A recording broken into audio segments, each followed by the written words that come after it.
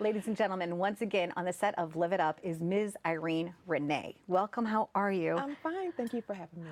We met years ago, I believe through a Willie Fest process, which has been fabulous. I've gotten to watch your career. You're kind of a big deal. Talk about your experience going #1 in the UK.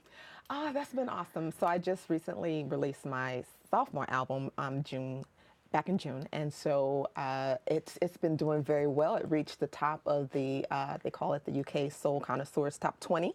So I reached #1. They also have another chart called the UK Soul Chart, and so that's hanging around up there in the top 5. So I've just been very, very blessed. I feel blessed about the reception that it's gotten over there in the UK, and I've gotten responses from Asia with very beautiful reviews, and I'm just happy. When did you discover for yourself that you had been given a gift that was going to be able to service you in your journey this way? What happened for you? Well, you know what all artists say. Yeah. I've been singing since my mother's womb. Since you were in the womb.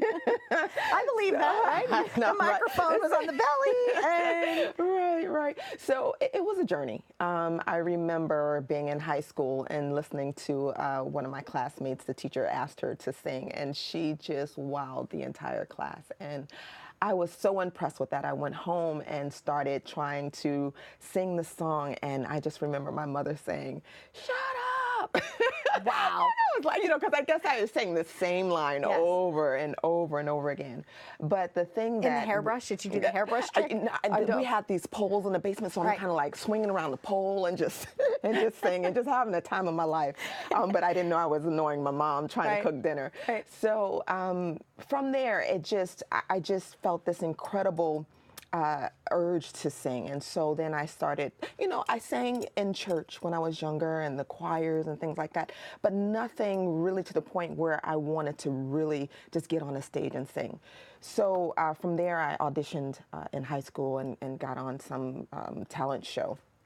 And the response that I got, and we had a little school paper, and they wrote up a very nice article about me singing. And, coming into school the next morning, people running up to me and saying how they loved it. So that kind of like set the tone for me. And, I started singing in college, and then after graduating from college, I went to Birmingham, Alabama for my first job, and then it got downsized. And then I was like, okay, where do I go from here? And I chose New York. So that just kind of like opened up a whole other set of doors for me. And then, I said, okay, you know what? If I want to do this, I have to be serious and put my money where my mouth is, right? Literally. And so I ventured off and started trying to, put out my independent releases.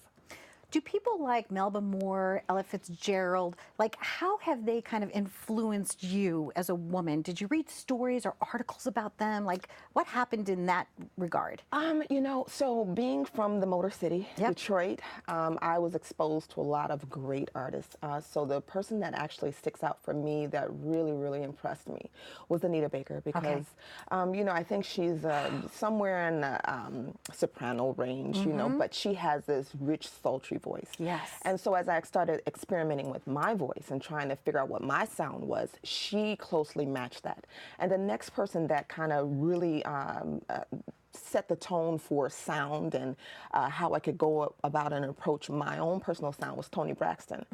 So, and then a lot of male artists too, believe it or not. I love to sing male art, Luther Vandross, you do? Peeble Bryson, you know what I'm saying? So, so they, because for me and my sound, if anyone has listened, I have that rich, alto sound. Yeah, and so you absolutely do. Earlier today, one of our segments was about chocolate, and it was like world-renowned chocolate or whatever.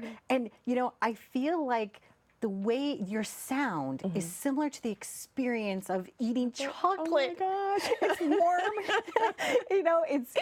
It's fun. It takes you on a journey. Let's talk about the 2 CDs that you brought.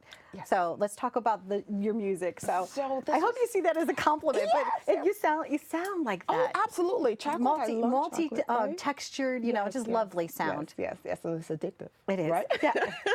Like your voice. It's addictive. She's addictive. So this is my first album that I released about 3 to 4 years ago. So this set the tone for everything. This was my can I do it phase. And so I went after it with everything I thought I had and put it out, and I got a great response. It did very well over in the UK as well. It made some of those charts, and people are still playing music from this particular one.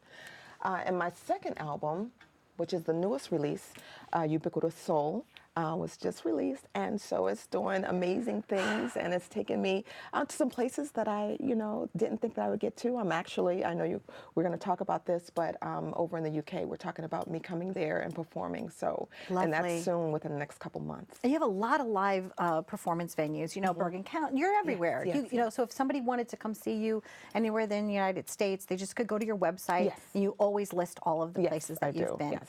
Tell me one moment for you that when you were on stage that you just felt the energy just rise up from your toes and you said, wow, this is it for me. Oh, wow. I think I probably had several moments like that. Every moment that I'm on stage is just an amazing experience. You know what I mean? I was telling someone in an interview that singing for me is like going to the gym for some people. Okay. That you just get a chance to release. Everybody has that pent up energy. And so it's so emotional for me. It's so, I can't put words to it, but it is a spiritual release for me. So every time that I'm on stage and I'm able to share, it's just amazing. I did a show a couple weeks ago with some promoters in New York, and just the reception and the opportunity to get to share my music and just release it's amazing. So every time that I'm on stage, I love it. And you're exuding such confidence now, because I know, like when we first met a few years ago, I've been able to watch you and celebrate you, and I wish you all the best. Thank you. And thank you for supplying such energy to all your audiences. Thank you. It's phenomenal, just phenomenal. Yeah, we'll be grooving, we'll be dancing. All right, so stay tuned for more on Live It Up. This is Donna Drake, and we've been visiting with Miss Irene Renee.